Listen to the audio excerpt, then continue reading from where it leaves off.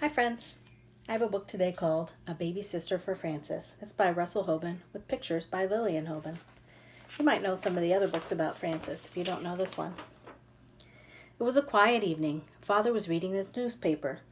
Mother was feeding Gloria, the new baby. Frances was sitting under the kitchen sink. She was singing a little song. Blinkety, plinkety, plinkety, plink. Here is the dish rag that's under the sink. Here is the bushes and buckets and me. Plinkety, plinkety, plinkety, plee. She stopped the song and listened. Nobody said anything. Frances went to her room and took some gravel out of the drawer where she had been saving it. She put the gravel in her empty coffee can and put the lid back on the can. Frances marched into the living room and rattled the gravel in the can. As she marched, she sang a marching song. Here we go marching, rattly bang. Please don't do that, Frances, said Father. Frances stopped. All right, she said. She went back to the kitchen and sat down under the sink. Mother came in, carrying Gloria. Why are you sitting under the sink? Said Mother. I like it here, said Frances. It's cozy. Would you like to help me put Gloria to bed? Said Mother. How much allowance does Gloria get? Said Frances. She is too little to have an allowance, said Father. Only big girls like you get allowances. Isn't it nice to be a big sister?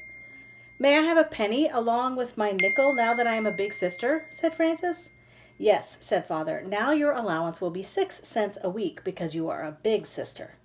Thank you, said Frances. I know a girl who gets 17 cents a week. She gets 3 nickels and 2 pennies. Well, said Father, it's time for bed now. Father picked up Frances from under the sink and gave her a piggyback ride to bed. Mother and Father tucked her in and kissed her goodnight. I need my tiny special blanket, said Frances. Mother gave her the tiny special blanket.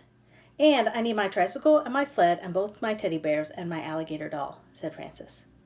Father brought in the tricycle and the sled and both teddy bears and the alligator doll. Mother and Father kissed her goodnight again, and Frances went to sleep.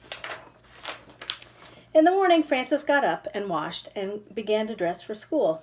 Is my blue dress ready for me to wear? Said Frances.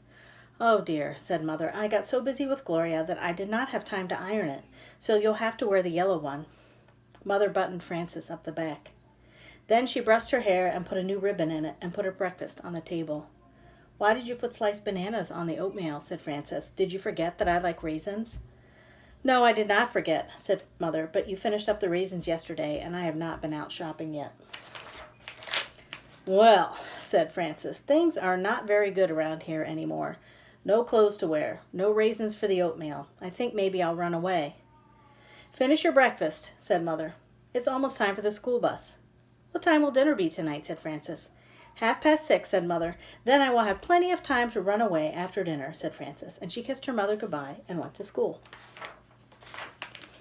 After dinner that evening, Frances packed her little knapsack very carefully. She put in her tiny special blanket and her alligator doll. She took all of the nickels and pennies out of her bank for travel money, and she took her good luck coin for good luck.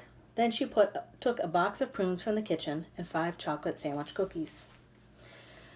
Well, said Frances, it is time to say goodbye. I am on my way. Goodbye. Where are you running away to? Said Father. I think that under the dining room table is the best place, said Frances. It's cozy, and the kitchen is near if I run out of cookies. That is a good place to run away to, said Mother. But I'll miss you. I'll miss you too, said Father. Well, said Frances, goodbye, and she ran away. Father sat down with his newspaper. Mother took up the sweater she was knitting. Father put down the newspaper. You know, he said, it is not the same house without Frances. That is just exactly what I was thinking, said Mother. The place seems lonesome and empty without her. Frances sat under the dining room table and ate her prunes. Even Gloria, as small as she is, can feel the difference. I can hear her crying a little right now, said Father. Well, said Mother, a girl looks up to an older sister. You know that. Father picked up his newspaper. Then he put it down again. I miss the songs that Frances used to sing, he said. I was so fond of those little songs, said Mother. Do you remember the one about the tomato? What does the tomato say early in the dawn? Sang Mother. Time to be all right again, now that night is gone, sang Father. Yes, he said, that is a good one, but my favorite has always been, when the wasp and the bumblebees have a party, nobody comes that can't buzz. Well, said Mother, we shall just have to get used to a quiet house now. Frances ate 3 of the sandwich cookies and put the other 2 aside for later. She began to sing. I am poor and hungry here, eating prunes and rice. Living all alone is not really very nice. She had no rice, but chocolate sandwich cookies did not sound right for the song.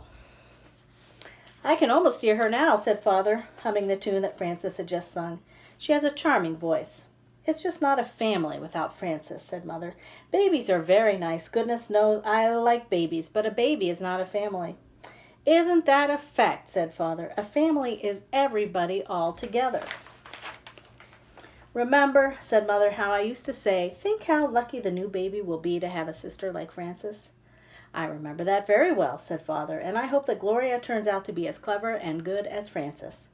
With a big sister like Frances to help her along, she ought to turn out just fine, said Mother. I'd like to hear from Frances, said Father, just to know how she is getting along in her new place. I'd like to hear from Frances, too, said Mother, and I'm not sure the sleeves are right on this sweater I'm knitting for her. Hello, called Frances from the living room. I'm calling on the telephone. Hello, hello, this is me. Is that you? Hello, said Mother. This is us. How are you? I am fine, said Frances. This is a nice place, but you miss your family when you're away. How are you? We are all well, said Father, but we miss you too. I will be home soon, said Frances, and she hung up. She said that she will be home soon, said Father. That is good news indeed, said Mother. I think I'll bake a cake. Frances put her knapsack on and sang a little traveling song. Big sisters really have to stay at home, not travel far away, because everybody misses them and wants to hug and kisses them. I'm not sure about that last rhyme, said Frances, as she arrived in the living room and took off her knapsack. That's a good enough rhyme, said Father. I like it fine, said Mother, and they both hugged and kissed her. What kind of cake are you baking? Said Frances to Mother. Chocolate, said Mother. It's too bad that Gloria is too little to have some, said Frances. But when she's a big girl like me, she can have chocolate cake too. Oh yes, said Mother. You can be sure that there will always be plenty of chocolate cake around here. The end.